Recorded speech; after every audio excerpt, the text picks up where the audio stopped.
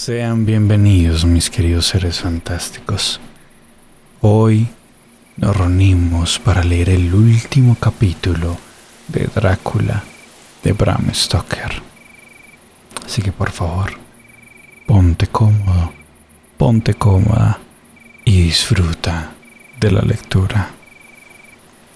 Capítulo 27. Diario de Mina Harker. 1 de noviembre. Hemos viajado todo el día y a buena velocidad.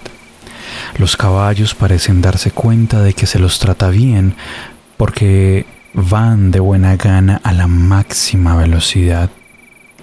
Hemos hecho ya muchos relevos, pero no obstante, vemos que nada ha cambiado y esto nos anima a pensar que tendremos un buen viaje. El doctor Van Helsing es lacónico. Dice a los campesinos que vamos hacia Bistrita y les paga bien para que cambien los caballos. Tomamos sopa caliente y café o té y seguimos viaje. Es un país precioso, con bellísimos paisajes. La gente es valiente, fuerte, sencilla, adornada de excelentes cualidades. Son muy supersticiosos. En la primera casa, cuando la mujer que nos sirvió observó la cicatriz sobre mi frente, se santiguó y levantó 2 dedos hacia mí para evitar el mal ojo. Creo que han puesto una dosis adicional de ajo en nuestra comida y yo no puedo soportar el ajo. A partir de ese momento he evitado quitarme el sombrero o el velo. Y de este modo he eludido los incidentes provocados por sus supersticiones. Viajamos deprisa y nos llevamos cochero que pueda contar chismes, con lo que evitamos el escándalo. Pero me atrevería a decir que el miedo al mal de ojo prevalece fuertemente a nuestro paso todo el camino. El profesor parece infatigable. No descansa en todo el día, aunque me ha hecho dormir durante largo rato. A la puesta del sol me hipnotiza y dice que respondí como siempre: oscuridad, agua que golpea y madera que cruje. De modo que nuestro enemigo sigue en el río. Tengo miedo de pensar en Jonathan, pero de algún modo no tengo más por él ni por mí. Escribo esto mientras esperamos en una granja que preparen los caballos. El doctor Van Helsing está durmiendo. Pobre hombre, se lo ve muy cansado, viejo y canoso. Pero su boca tiene un gesto firme, como el de un conquistador. Hasta cuando duerme tiene un instinto de decisión. Cuando nos hayamos alejado de aquí, le haré descansar mientras yo llevo el coche. Le diré que tenemos varios días por delante y que no debe derrumbarse ahora que necesitaremos todas sus fuerzas. Todo está listo. Pronto nos iremos. 2 de noviembre, por la mañana. Pude convencerlo para que nos turnáramos en el pescante durante la noche. Ya el día está aquí, brillante, aunque frío. Hay una extraña pesadez en el aire. Digo pesadez a falta de una palabra mejor. Hace mucho frío y nos mantenemos bien gracias a nuestros abrigos de piel. A la puesta del sol, Van Helsing me hipnotizó. Dice que respondí: oscuridad, crujido de madera y agua que arroje. De modo que el río cambia mientras ascienden. Espero que mi querido Jonathan no corra peligro, más de lo necesario. Pero debo recordar que estamos en manos de Dios. 2 de noviembre. Todo el día viajando. A medida que avanzamos, la comarca parece más extensa y las grandes estribaciones de los Cárpatos que en Beresti parecían estar tan lejos y tan bajas en el horizonte, ahora parecen rodearnos y elevarse por encima de nosotros. Según parece, ambos estamos bien de ánimo. Creo que hacemos un esfuerzo para animarnos mutuamente. El doctor Van Helsing dice que por la mañana habremos llegado al paso de Borgo. Hay muy pocas casas por aquí, y el profesor dice que los últimos caballos que conseguimos tendrán que continuar con nosotros, porque es posible que no podamos cambiarlos. Contamos con 2 de refuerzo. Temo que ahora tenemos un tosco carruaje de 4 caballos. Los pobres animales no nos dan problemas. No nos incomodan otros viajeros, por lo que hasta yo puedo conducir sin problemas. Llegaremos al paso durante el día. No queremos llegar antes. Por tanto, iremos tranquilamente y tomaremos un buen descanso por turnos. Ay, qué novedades tendremos mañana. Nos dirigimos al sitio donde mi pobre esposo sufrió tanto. Que Dios nos guíe bien y que proteja a mi esposo y a nuestros amigos, ya que están expuestos a un peligro tan grande. En cuanto a mí, no soy digna de que Él me vea. Ay de mí, soy impura ante sus ojos y lo seguiré siendo hasta que Él me permita presentarme ante su vista, como lo hacen quienes no han provocado su cólera. Nota de Abraham Van Helsing, 4 de noviembre. Esta nota está dirigida a mi viejo y sincero amigo John Seward, MD, de Portfleet, Londres, por si no llego a verlo. Me explicaré. Es de mañana y escribo junto al fuego que he mantenido vivo toda la noche. Madame Mina me ha ayudado. Hace frío, mucho frío, tanto que el gris y pesado cielo está cargado de nieve, que cuando caiga se quedará durante todo el invierno porque el suelo se está endureciendo para recibirla. Parece haber afectado a Madame Mina. Ha estado todo el día con una somnolencia que no parece ella misma. Duerme, duerme y duerme. Ella, que por lo general está tan alerta, no ha hecho nada, literalmente, en todo el día. Hasta ha perdido el apetito. No ha escrito en su pequeño diario. Ella, que siempre escribe con tanta fidelidad cada vez que hacemos una pausa. Algo me dice que no está del todo bien. Sin embargo, esta noche ella está más animada. Su largo sueño durante el día de hoy le ha servido para recuperarse, porque ahora está encantadora y radiante como siempre. A la puesta del sol, traté de hipnotizarla, pero ay de mí, no lo he conseguido. El poder ha disminuido día tras día y esta noche me ha fallado del todo. Bien, se hará la voluntad de Dios, cualquiera que sea y a donde sea que nos lleve. Ahora, como Madame Mina no escribe con su estenografía, el relato de los hechos debo hacerlo yo con mi estilo voluminoso y anticuado. Ayer llegamos al paso de Borgo poco después de la salida del sol. Cuando vi los signos del amanecer, me preparé para la hipnosis. Detuvimos el coche y nos apeamos para que Madame Mina se recostase.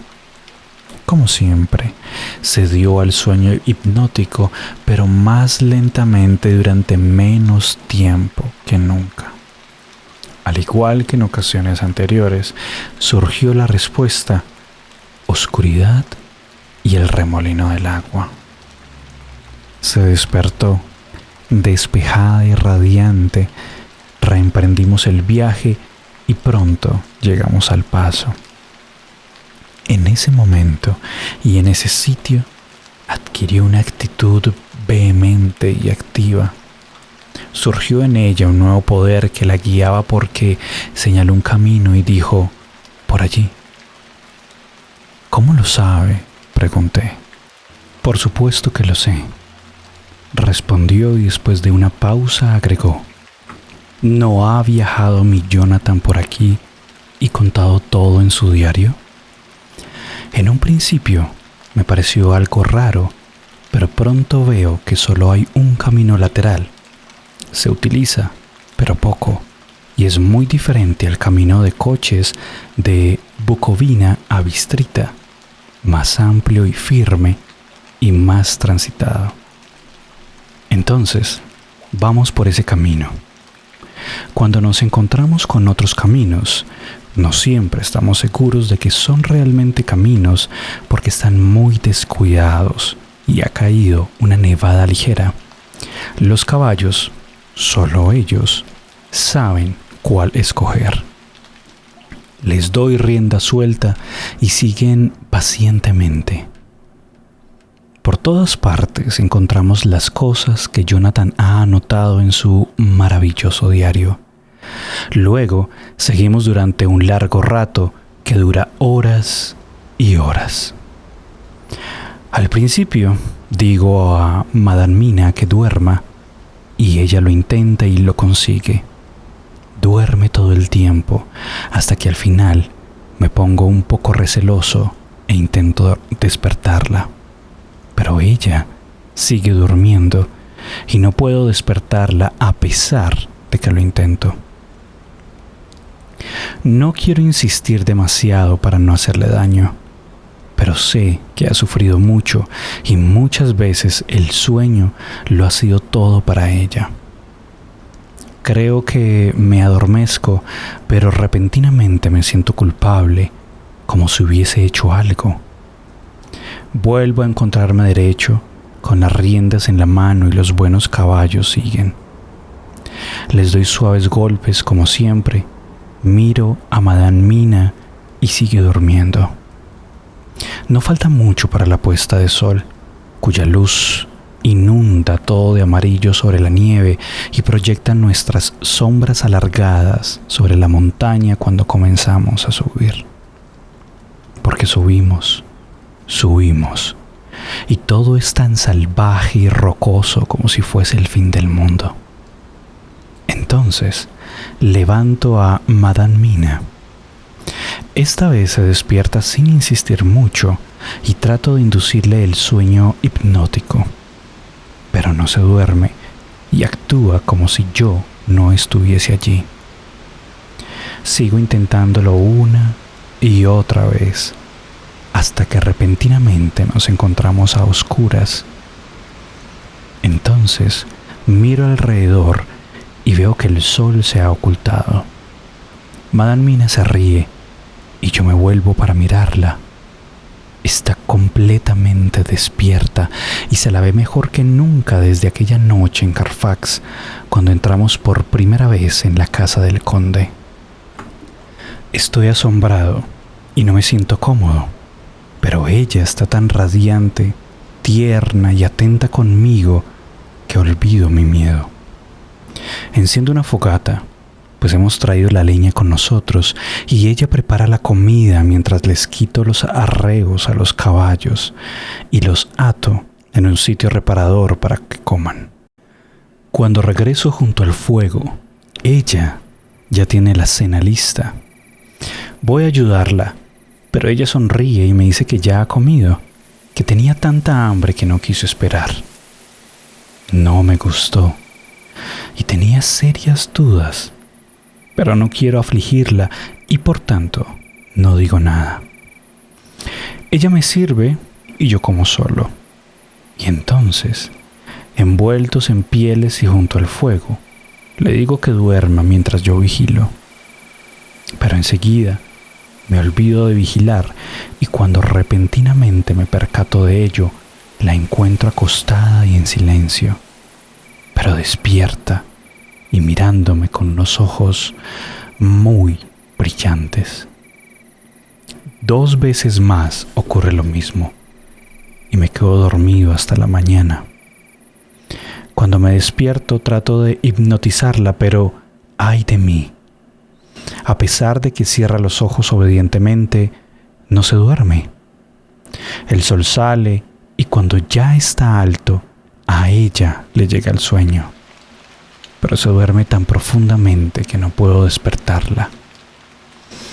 Tengo que levantarla dormida y colocarla en el coche cuando termino de poner los arreos a los caballos y de preparar todo. Madame Mina sigue durmiendo y mientras duerme parece más saludable y sonrosada que antes. No me gusta nada. Tengo miedo.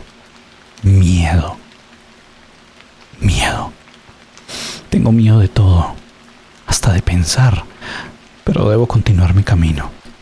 Nos jugamos la vida y no hay que titubear. 5 de noviembre.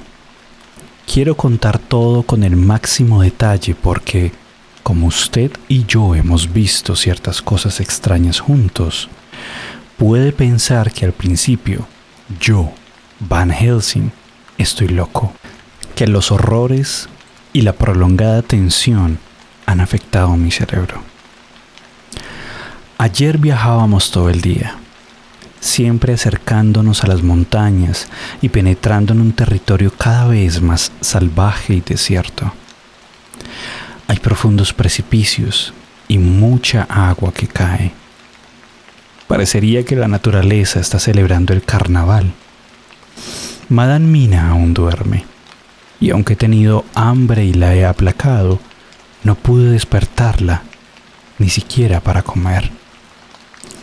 Comencé a temer que fuese víctima del hechizo fatal de este sitio, sabiendo que está infectada por ese bautismo del vampiro.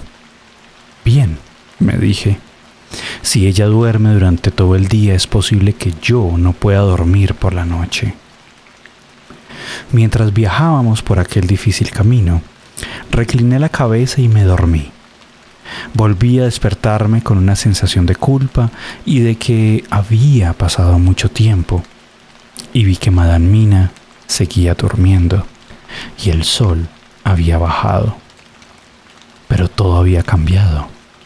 Las montañas amenazantes parecían lejanas y estábamos cerca de la cima de una colina escarpada, donde se asentaba el castillo como Jonathan contó en su diario. De inmediato me sentí rebosante y lleno de miedo, porque ahora, para bien o para mal, el fin estaba cerca. Desperté a Madame Mina y otra vez intenté hipnotizarla, pero ¡ay de mí! No lo conseguí, hasta que ya era demasiado tarde. Entonces, antes de que la completa oscuridad cayera sobre nosotros, pues aún se reflejaba sobre la nieve la luz del sol que ya se había escondido, saqué los caballos, les di de comer y los abrigué como pude. Entonces encendí una fogata, junto a la cual hice sentar a Madame Mina cómodamente con sus mantas, más encantadora que nunca. Preparé la comida, pero ella no quiso comer. Simplemente dijo que no tenía hambre. No la presioné, sabiendo que era inútil. Pero yo comí porque necesito estar fuerte para todo.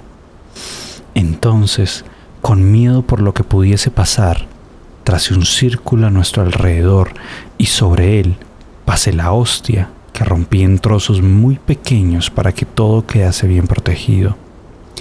Ella se quedó sentada y quieta todo el tiempo, como si estuviese muerta.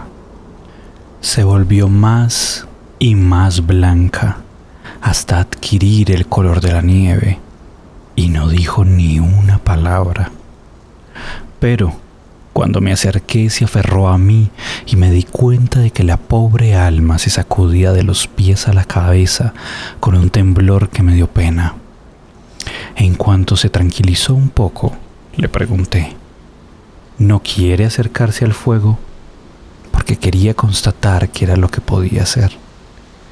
Se levantó obedientemente, pero en cuanto dio un paso se detuvo y quedó como atenazada. ¿Por qué no se acerca más?, inquirí. Sacudió la cabeza, volvió atrás y se sentó donde estaba antes. Entonces me miró a los ojos bien abiertos como quien se despierta de un sueño y simplemente repuso: no puedo. Y permaneció en silencio. Me alegré porque sabía que lo que ella no había podido hacer, ninguno de aquellos a quienes tememos puede hacerlo. Aunque su cuerpo podía estar en peligro, su alma aún estaba a salvo. En ese momento, los caballos comenzaron a inquietarse y a relinchar, hasta que me acerqué y los tranquilicé acariciándolos. Muchas veces a lo largo de la noche tuve que acercarme a ellos hasta que llegó la fría hora en la que la naturaleza está más deprimida, y todas las veces al acariciarlos se tranquilizaban. En la hora más fría, el fuego comenzó a apagarse y pensé en ir a alimentarlo porque volaba la nieve y con ella una neblina helada. Incluso en la oscuridad siempre hay un poco de luz sobre la nieve, y me pareció como si las ráfagas de nieve y los remolinos de niebla adoptaran la forma de mujeres que arrastraban sus vestidos. Había un silencio absoluto y lúgubre. Solo los caballos relinchaban y se agazapaban como si sufriesen el peor de los miedos. Comencé a asustarme. Tenía un miedo terrible, pero luego me sentí protegido dentro del círculo donde estaba. Comencé, también, a pensar que mis imágenes eran producto de la noche, la melancolía y la falta de descanso que tenía. Y también de toda la terrible ansiedad. Era como si mis recuerdos de las horribles experiencias de Jonathan se estuviesen burlando de mí, porque los copos de nieve y la niebla comenzaron a arremolinarse y a formar círculos en torno a mí, hasta que pude ver vagamente a esas mujeres que querían besarlo.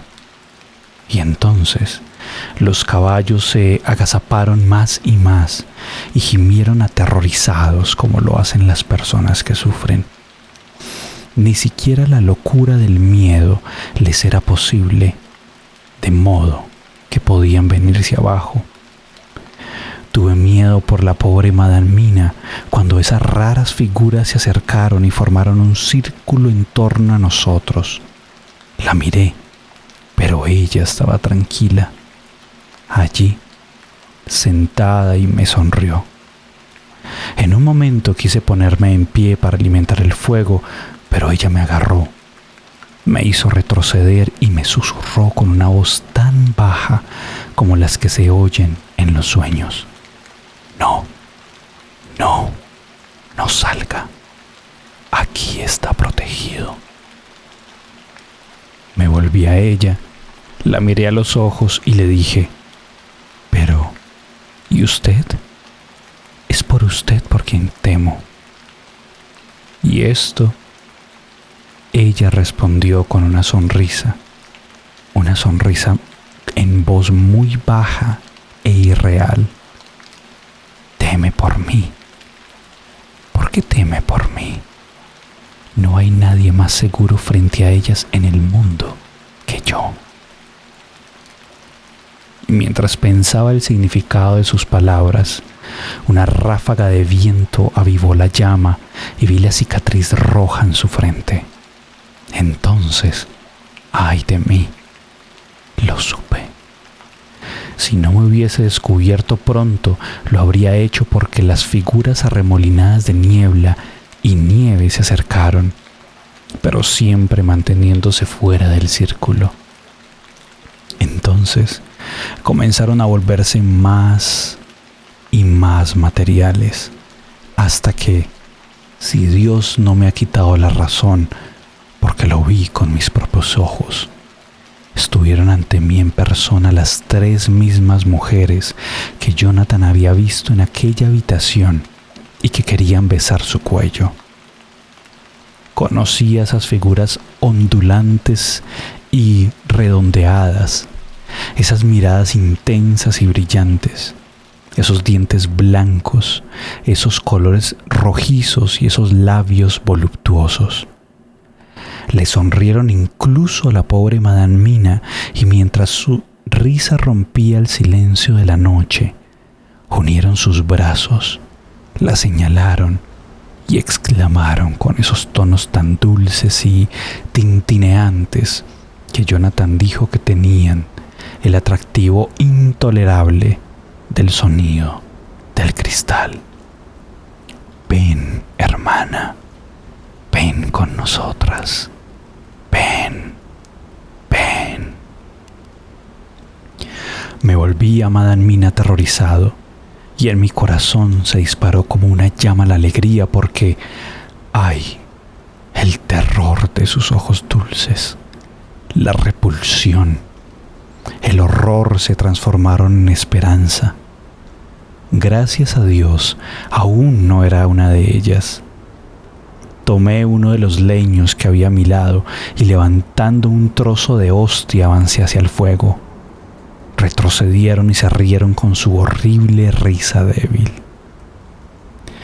Alimenté el fuego y no tuve miedo, porque sabía que estábamos a salvo con nuestras protecciones. No podían acercarse a mí mientras estuviese armado así, ni tampoco a Madame Mina mientras permaneciese dentro del anillo que no podía abandonar. De la misma forma que ellas no podían entrar en él. Los caballos habían cesado de gemir y estaban quietos, tumbados en el suelo. Sobre ellos caía lentamente la nieve y se volvían cada vez más blancos. Sabía que los pobres animales ya no pasaban miedo. Así nos quedamos hasta que la luz roja del amanecer comenzó a caer sobre la penumbra de la nieve. Estaba desolado y tenía miedo. Ante el primer resplandor del sol, las horribles figuras se desvanecieron en la niebla y la nieve que se arremolinaban. Las coronas de niebla transparentes se fueron hacia el castillo y desaparecieron. Instintivamente me volví hacia Madame Mina para tratar de hipnotizarla, pero estaba profundamente dormida y no pude despertarla. Traté de hipnotizarla dormida, pero no respondió. Y el día comenzó. Temía moverla. Había encendido el fuego y había visto a los caballos.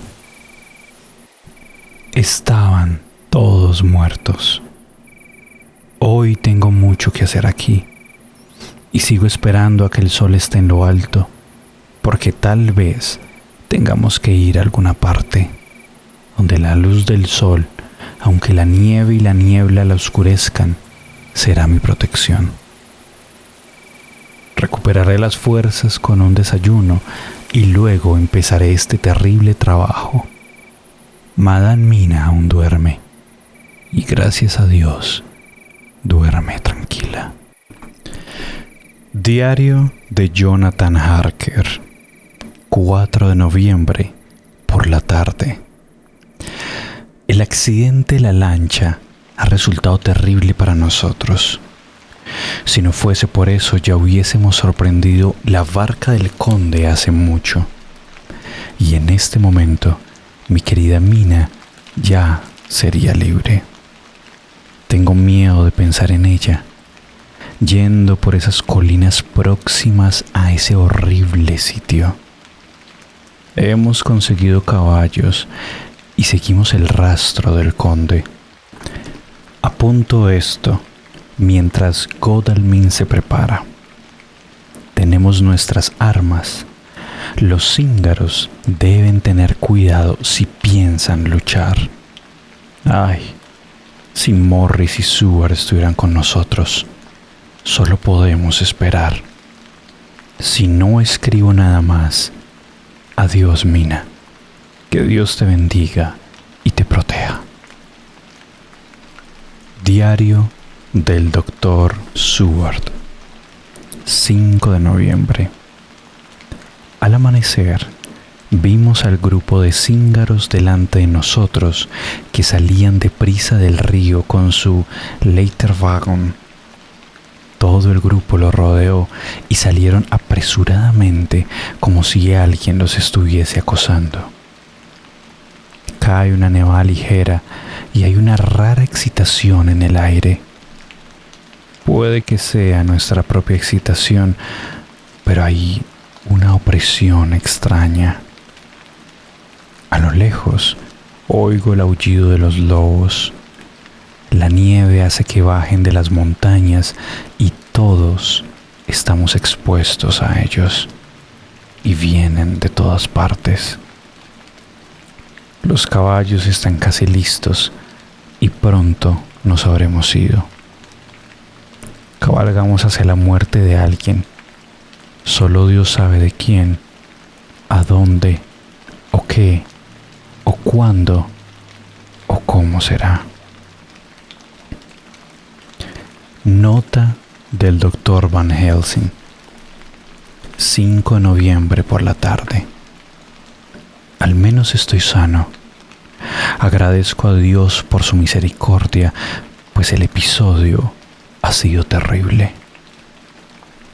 En cuanto dejé a Madame Mina durmiendo en aquel círculo sagrado, emprendí el camino hacia el castillo. El martillo de herrero que traje en el coche desde Beresti fue útil. A pesar de que las puertas estaban abiertas, rompí todas las oxidadas bisagras por si algún malintencionado o alguna casualidad la cerraba y no pudiese salir una vez que hubiese entrado. La amarga experiencia de Jonathan me fue muy útil en este momento.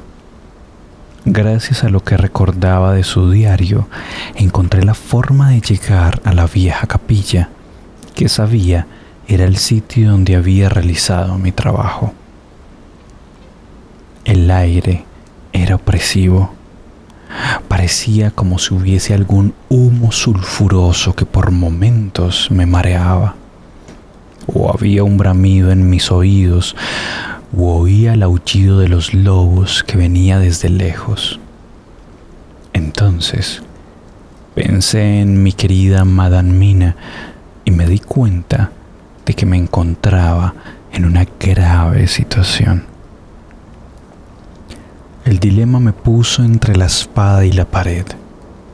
No me había atrevido a traerla a este sitio y preferí dejarla a salvo del vampiro en aquel círculo sagrado. Pero, sin embargo, allí estaba expuesta a los lobos. Decidí que mi trabajo estaba aquí y que en cuanto a los lobos debemos rendirnos si fuese la voluntad de Dios. En cualquier caso, se trataba de elegir entre la muerte y la libertad, de modo que elegí por ella. Si hubiese sido una elección para mí mismo, hubiese sido fácil. La boca del lobo era mejor para descansar que el sepulcro del vampiro. Por tanto, tomé la decisión de seguir con mi trabajo. Sabía que debía encontrar al menos 3 tumbas habitadas, de modo que busqué sin parar hasta que encontré una. En su interior, una de las mujeres dormía el sueño de los vampiros, tan llena de vida y de voluptuosa belleza que me hizo temblar como si hubiese ido hasta allí para cometer un asesinato. No dudo que en la antigüedad algún hombre empeñado en cumplir una tarea como la mía habría sentido que primero le fallaba el corazón y luego el valor para ejecutarla. Y por eso tardaría y tardaría en empezar, hasta que la mera belleza y la fascinación de la lujuriosa no muerta lo hipnotizaría y lo habría hecho permanecer allí hasta la llegada de la puesta del sol, y con ella el fin del sueño de la vampira. Entonces los bellos ojos de la hermosa mujer se abrirían y lo mirarían con amor, y su boca voluptuosa le ofrecería un beso. El hombre es débil, y allí habría caído una nueva víctima en las redes de la vampira. Uno más para aumentar la lúgubre y horripilante clase de los no muertos. Sin duda, tienen cierta fascinación, puesto que la mera presencia de uno de ellos me conmueve, aún acostada como está, dentro de una tumba con las marcas de la edad y el peso del polvo de los siglos, y aún con ese espantoso hedor como el que tenían las guaridas del conde. Sí, estaba conmovido, yo, Van Helsing, con toda mi decisión y mis motivos para odiarla. Estaba conmovido y sentía un anhelo por retrasar mi tarea que parecía paralizar mis facultades y bloquear mi misma alma. Puede haber ocurrido que la necesidad natural de dormir y la extraña opresión del aire me estaban venciendo. Era evidente que me estaba quedando dormido. El sueño con los ojos abiertos de quien cede a una dulce fascinación. Cuando vino a través del aire, quieto, un largo y suave gemido, tan lleno de aflicción y de pena que me despertó como si fuese un clarinete. Era la voz de mi querida Madame Mina. Entonces me preparé para mi horrible tarea. Abrí otra tumba de un tirón y encontré a otra de las hermanas, la morena. No me atreví a mirarla para evitar quedar otra vez embelesado, sino que seguí con mi búsqueda hasta que, enseguida, encontré otra gran tumba que parecía hecha para otra más amada. La hermana rubia que, como Jonathan, yo había visto tomar forma a partir de los átomos de la niebla. Era tan rubia, tan radiantemente hermosa, tan exquisitamente voluptuosa, que el mero instinto de hombre que hay en mí, que anima a cualquiera de mi sexo a amar y proteger a alguien del otro sexo, hizo que mi cabeza diera vueltas por la emoción. Pero, gracias a Dios, el gemido de mi querida Madame Mina seguía sonando en mis oídos, y antes de que el hechizo actuara más sobre mí, me dediqué a mi salvaje trabajo. Para entonces ya había revisado todas las tumbas de la capilla que pude encontrar, y como solo había habido 3 de estos fantasmas no muertos alrededor de nosotros durante la noche, pensé que no existirían más no muertos activos. Había una tumba más señorial que el resto. Era inmensa y de proporciones nobles. Sobre ella solo había escrita una palabra: Drácula. Entonces me encontraba en la morada del rey de los vampiros, a quien tantos otros debían su triste destino, El hecho de que estuviese vacía era lo suficientemente elocuente para confirmar lo que ya sabía. Antes de comenzar a regresar a estas mujeres a su verdadera muerte por medio de mi horrorosa tarea, coloqué en la tumba de Drácula un trozo de hostia para desterrar de allí a ese no muerto para siempre. Entonces inicié mi terrible tarea. Me horrorizaba hacerlo. Si solo hubiese una, hubiese sido más fácil comparativamente, pero 3. Para empezar, me parecía el doble de espantosa que la primera vez, porque si ya había sido terrible con la dulce señorita Lucy, ¿cómo sería con estas mujeres tan raras que habían sobrevivido al paso de los siglos, que habían resultado fortalecidas por el paso de los años y que lucharían, si los fuese posible, por sus horrendas vidas? Ay, mi gran amigo John, aquello era una carnicería. Si no me hubiesen ayudado los recuerdos de aquella otra muerte y de quién vivía, pero con una gran nube de miedo pendiendo sobre ella, no hubiese podido continuar. Temblaba, y sigo temblando todavía, a pesar de que ya todo ha acabado. Gracias a Dios, mis nervios lo soportaron. Si no hubiese visto el alivio en el rostro de la primera y la alegría que apareció en ella justo antes de que llegase la disolución final, como confirmación de que el alma finalmente se había salvado, no podría haber proseguido con mi carnicería. No podría haber soportado ese horrible chillido cuando la estaca la atravesó, el desplome de su figura retorcida y la espuma sangrienta en su boca. Hubiese huido aterrorizado y dejado mi tarea sin acabar, pero ya todo ha terminado.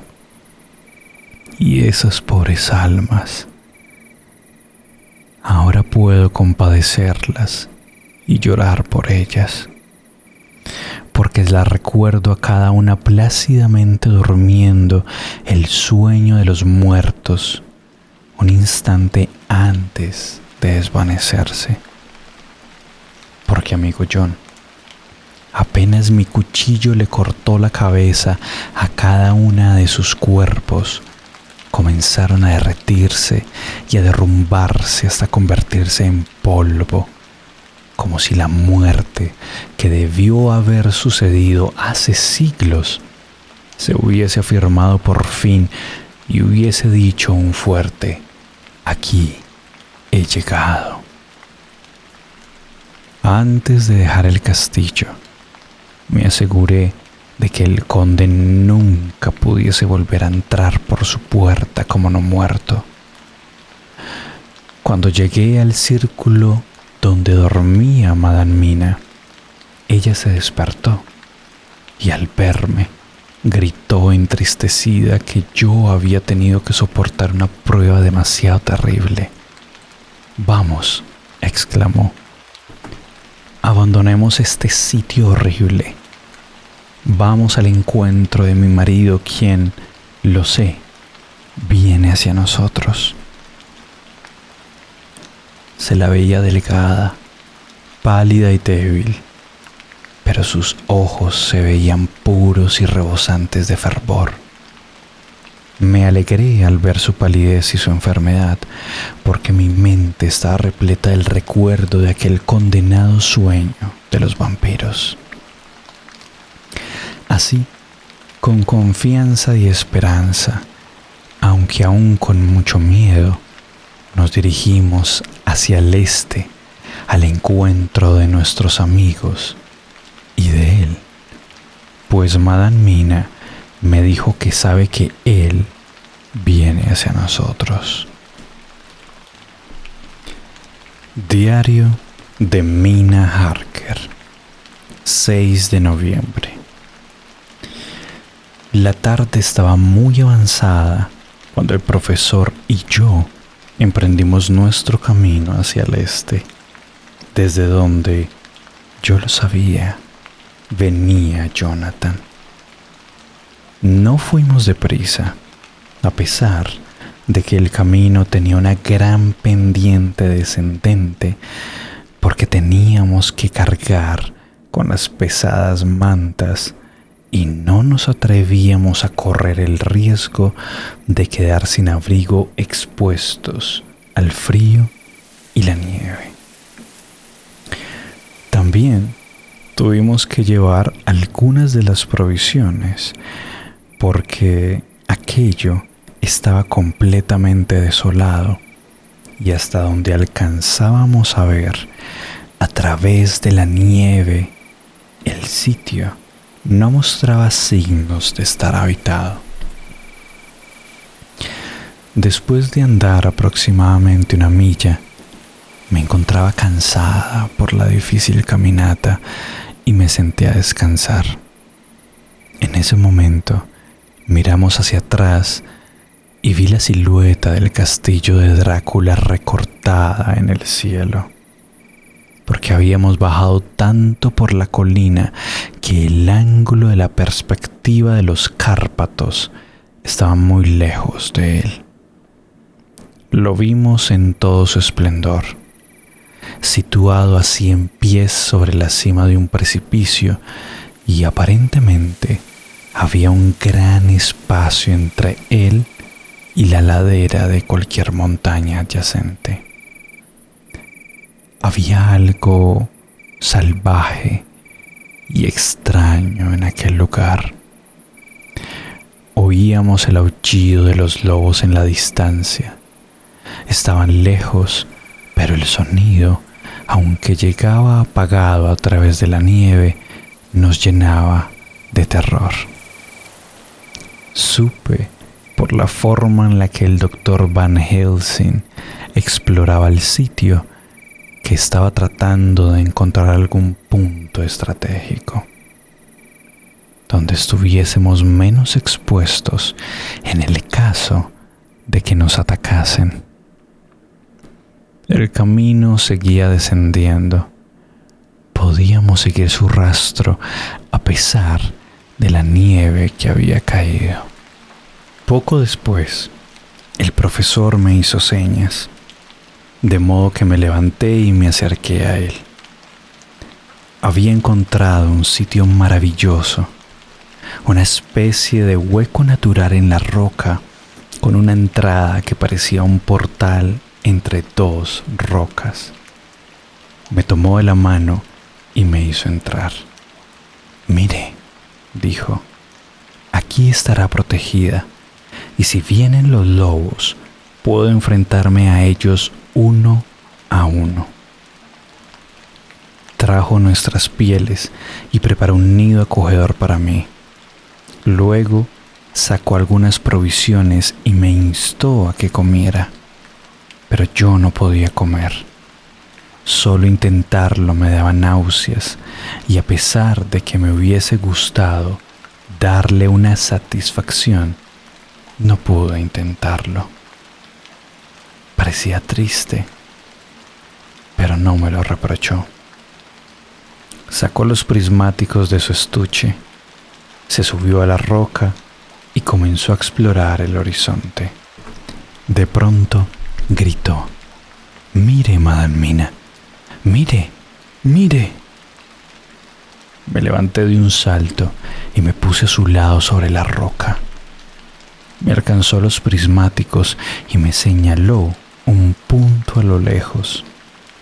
La nieve caía más copiosamente y formaba endiablados remolinos porque comenzaba a soplar un viento fuerte.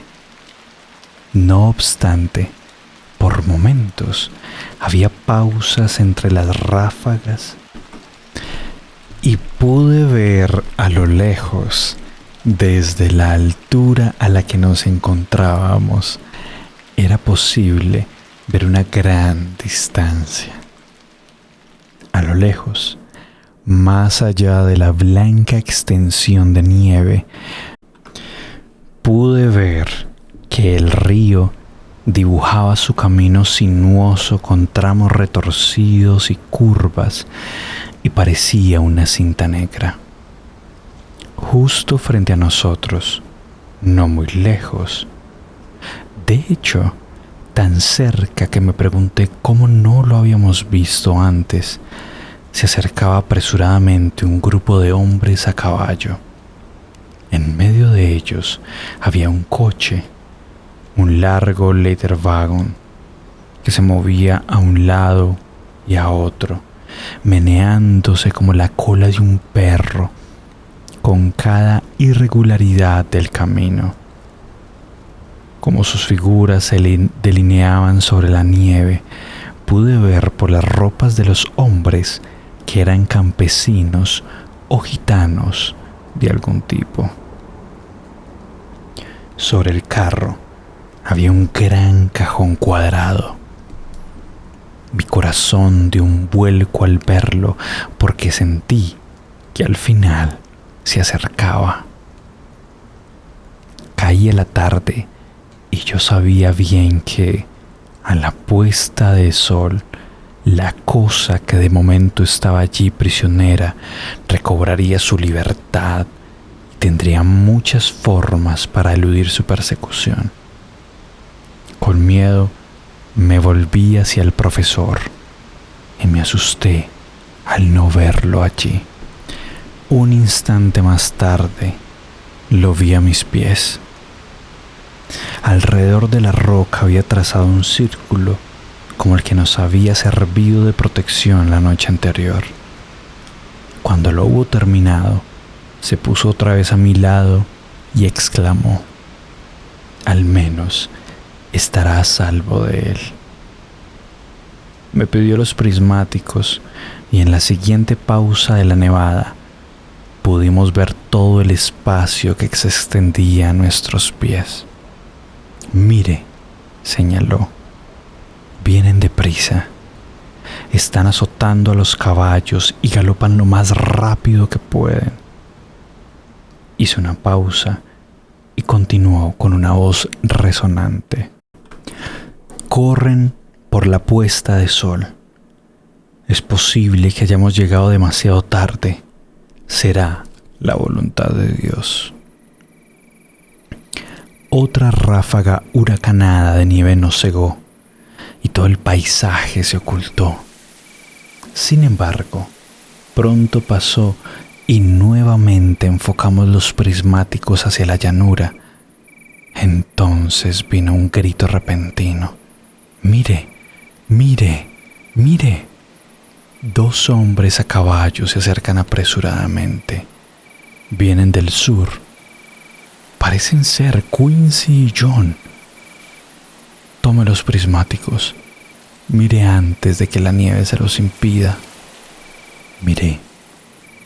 Los 2 hombres podían ser el Dr. Seward y el Dr. Morris. Sabía que en cualquier caso, ninguno de los 2 era Jonathan. A la vez, sabía que Jonathan no estaba lejos. Miré alrededor y vi que por el norte se acercaban otros 2 hombres. Sabía que uno de ellos era Jonathan, de modo que pensé que el otro debía ser, por supuesto, Lord Godalming. También ellos perseguían al grupo del carro. Cuando se lo dije al profesor, este gritó de alegría como un colegial y después de mirar con atención hasta que la nieve obstruyó la visión, dejó su rifle Winchester contra la roca a la salida de nuestro refugio, listo para utilizarlo. «Están convergiendo», observó. «Cuando llegue el momento, tendremos a los gitanos rodeados por todos los lados». saqué mi revólver y lo dejé listo a mano, porque mientras hablábamos, el aullido de los lobos se hizo más fuerte y más cercano. Cuando la tormenta de nieve amainó un momento, volvimos a mirar. Era raro ver caer la nieve en densos copos cerca de nosotros, mientras el sol brillaba más y más a lo lejos, al hundirse por las cumbres de las montañas lejanas. Al recorrer con los prismáticos el espacio circundante, vi aquí y allá puntos que se movían aislados, día 2 y día 3, y en grupos más grandes. Eran lobos que se reunían para ir en busca de sus presas. Cada instante parecía un siglo mientras esperábamos. El viento ahora venía en ráfagas violentas y la nieve era arrastrada con furia hacia nosotros en remolinos. Por momentos no podíamos ver a una distancia de unos pocos palmos, pero en otros, cuando el sonoro viento barría todo a su paso, despejaba el espacio y nos permitía ver a lo lejos. Nos habíamos acostumbrado tanto a estar pendientes de la salida y de la puesta de sol que calculábamos con mucha precisión cuándo ocurría y sabíamos que ese momento estaba próximo. Era extraño creer que nuestros relojes marcaban menos de una hora desde que llegamos a nuestro refugio rocoso.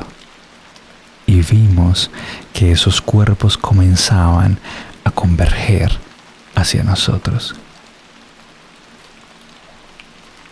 El viento ahora venía con más fuerza y con ráfagas más violentas, y era más persistente desde el norte. Parecía haber apartado las nubes de nieve de nosotros, porque solo llegaban unas pocas ráfagas. Distinguíamos claramente los individuos de cada grupo, los perseguidos y los perseguidores. Era extraño que los perseguidos no parecían darse cuenta, o al menos importarles que los estaban persiguiendo. A pesar de ello, parecían apresurarse con velocidad redoblada mientras el sol descendía por las cimas de las montañas. Se acercaban cada vez más. El profesor y yo nos agazapamos detrás de nuestras rocas con las armas preparadas. Veía que estaba decidido a que no pasaran. Tanto unos como otros ignoraban nuestra presencia. De pronto, 2 voces gritaron: ¡alto! Una era la de mi Jonathan, que surgió en un tono elevado por la emoción. La otra era del señor Morris y tenía el tono alto y decidido de una orden. Es posible que los gitanos no entendiesen la lengua, pero no había dudas en cuanto al tono. Más allá del idioma en que se expresasen las palabras. Instintivamente frenaron sus caballos y en un instante Lord Godalming y Jonathan se acercaron apresuradamente por un lado y el doctor Seward y el señor Morris por el otro. El jefe de los gitanos, un muchacho de excelente aspecto que cabalgaba sobre su caballo como si fuese un centauro, les hizo una seña para que retrocedieran y con voz feroz ordenó a sus compañeros que siguieran. Estos azotaron a sus caballos, que saltaron hacia adelante, pero los 4 hombres levantaron sus rifles y de forma inequívoca les ordenaron que parasen. En el mismo momento, el doctor Van Helsing y yo salimos de atrás de la roca y los apuntamos con nuestras armas. Al ver que estaban rodeados, los hombres tiraron de las riendas y frenaron. El jefe se volvió hacia ellos y les dio una orden, ante la cual todos sacaron sus armas, cuchillos o pistolas y se prepararon para atacar. El asunto se resolvería en un instante. El jefe, con un rápido movimiento de sus riendas, puso a su caballo al frente del grupo y señalando primero al sol, ahora más bajo en las cumbres de las colinas, y luego al castillo, dijo algo que no comprendí. Por respuesta, los 4 hombres de nuestro grupo se bajaron de los caballos y salieron disparando hacia el carro. Debería haber sentido un inmenso miedo al ver a Jonathan corriendo ese peligro, pero el ardor de la batalla debió haberme afectado tanto como al resto de nuestro grupo, porque no sentí miedo, sino solo un salvaje arrebato de deseo de colaborar. Al ver el movimiento rápido de nuestros partidarios, el jefe de los gitanos dio una orden y sus hombres se agruparon inmediatamente en torno al carro de forma indisciplinada, empujándose entre sí en su ansiedad por llevar adelante la orden. En medio de esto, vi que por un lado Jonathan y Quincy por el otro se abrían camino hacia el carro. Era evidente que tenían intenciones de acabar con su tarea antes de que el sol se pusiese. Nada pareció detenerlos o tan siquiera entorpecerlos.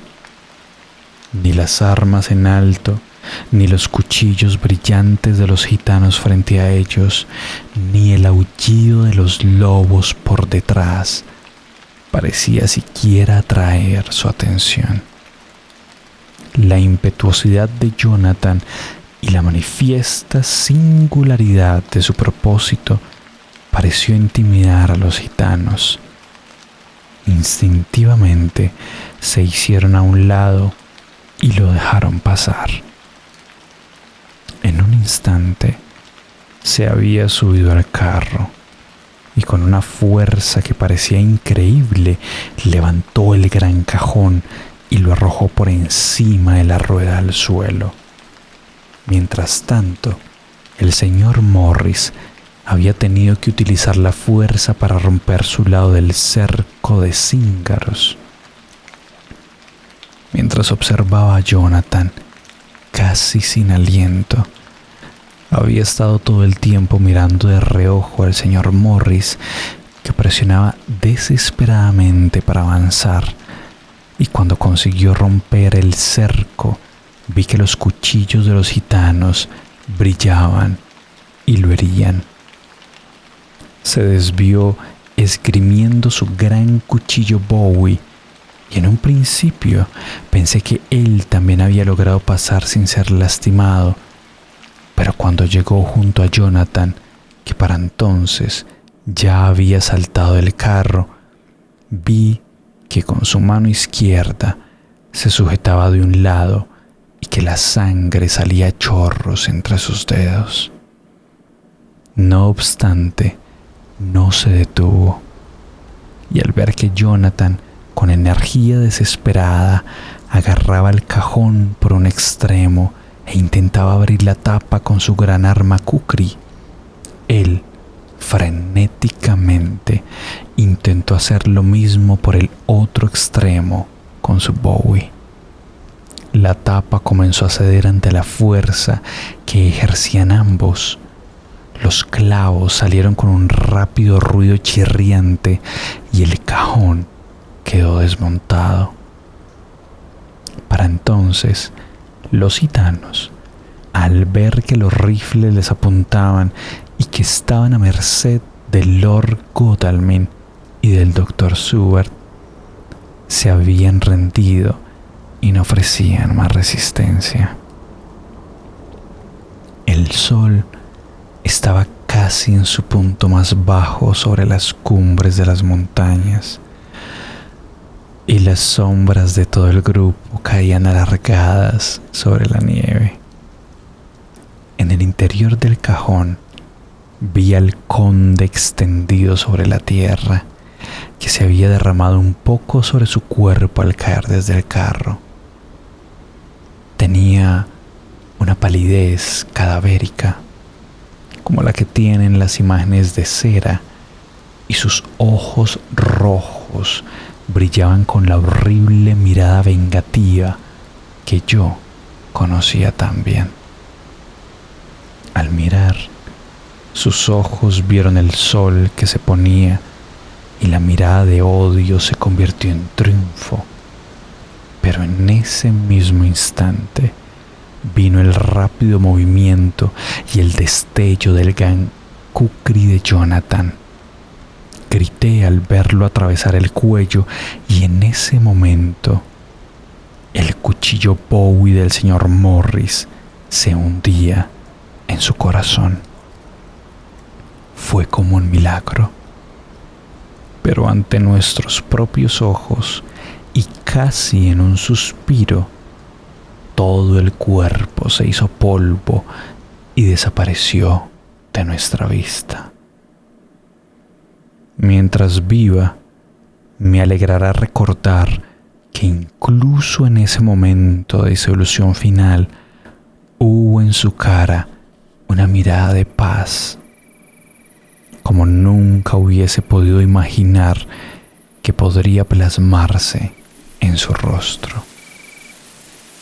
El castillo se destacaba sobre el cielo rojo y cada piedra de sus almenas desmoronadas se recortaba contra la luz del sol poniente. Los gitanos pensaron que en cierto modo nosotros habíamos sido la causa de la extraordinaria desaparición del hombre muerto, y sin decir una palabra se dieron la vuelta y se alejaron como para salvar sus vidas. Quienes no iban a caballo saltaron sobre el leather wagon y gritaron a los demás que no los abandonasen. Los lobos, que se habían retirado a una prudente distancia, los siguieron y nos dejaron solos. El señor Morris, que había caído al suelo, estaba apoyado sobre el codo y se presionaba con la mano el costado herido. La sangre aún chorreaba entre sus dedos. Corrí hacia él, porque el círculo sagrado ya no me impedía salir, y también vinieron los dos médicos. Jonathan se arrodilló detrás de él y el herido se inclinó hacia atrás apoyando la cabeza en su hombro. Con un suspiro, con un difícil esfuerzo, tomó mi mano entre la suya, que no estaba manchada de sangre.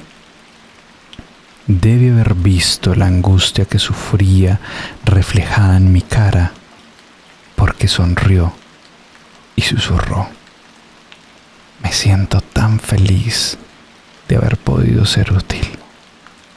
¡Ay, Dios!, gritó repentinamente mientras hacía un esfuerzo por sentarse y me señalaba con el dedo.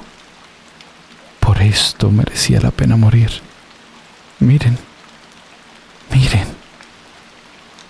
sol ya se había puesto en la cima de la montaña y los rayos rojos caían sobre mi cara, de modo que una luz rosada la bañaba.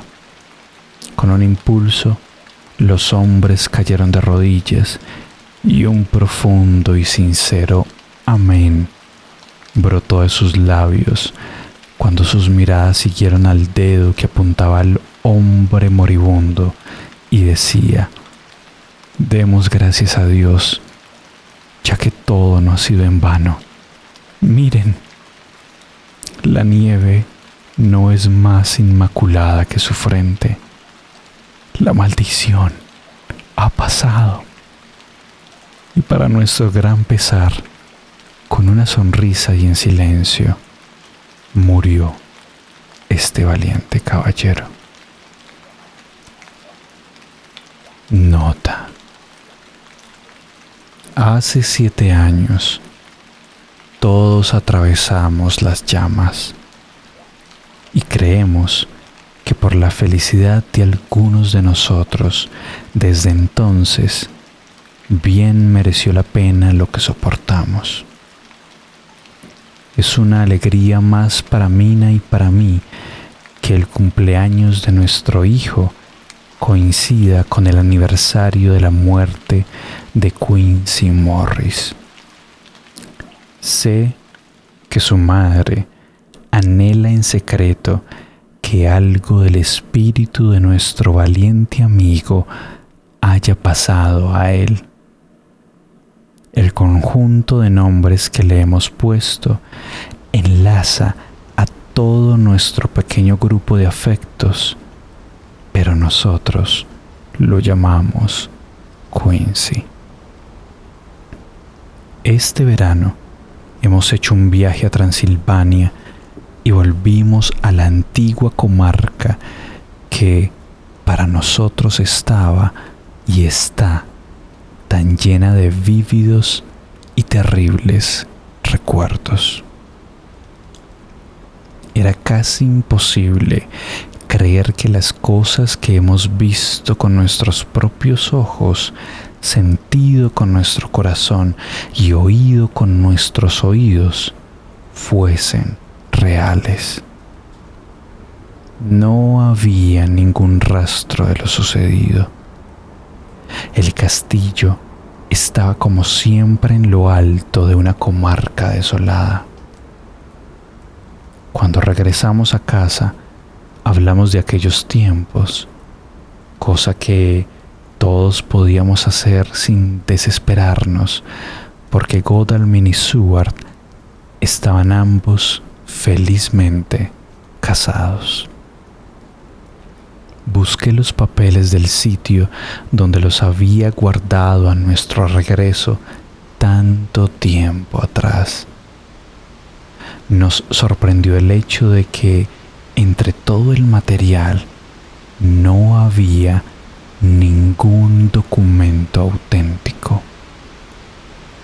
En efecto, a excepción de los últimos cuadernos de Mina, de Seward y míos, y de la nota de Van Helsing, todo eran hojas mecanografiadas. No podíamos pretender, ni era nuestra intención, que nadie aceptase estos papeles como pruebas de una historia tan terrible. Van Helsing resumió y dijo con nuestro hijo sobre las rodillas: no queremos pruebas. No necesitamos que nadie nos crea. Este niño algún día sabrá qué valiente es su madre. Ya conoce su dulzura y su cariño. Más tarde sabrá que algunos hombres la quisieron tanto que se arriesgaron mucho por ella. Jonathan Harker. Fin de Drácula de Bram Stoker. Mis queridos seres fantásticos, hemos concluido esta historia. esta narración. Y quiero agradecerles a todos y cada uno de ustedes por estar acá hasta el final. Muchos recuerdos, aventuras y personajes estarán en nuestro recuerdo. A todos los miembros, gracias por su apoyo en todos estos meses de lectura. Y por ahora, solo puedo decirles gracias y nos veremos en otra ocasión, en otro video, en otra aventura. Descansen.